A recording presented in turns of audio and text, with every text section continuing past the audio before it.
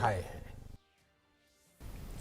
BJP State President Ernest Maury said that it is only the present government who is trying to resolve the long-pending interstate boundary dispute.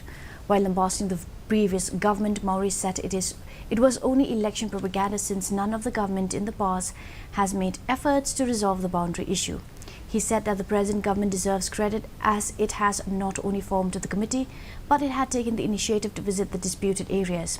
He further said that the party will applaud on the good things being done by this government.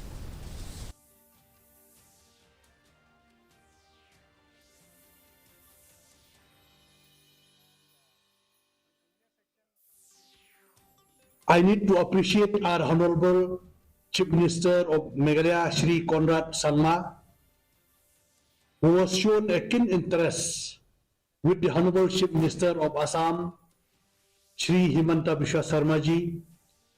In a short span of time, 6 out of 12 issues has been settled between the Assam and Meghalaya.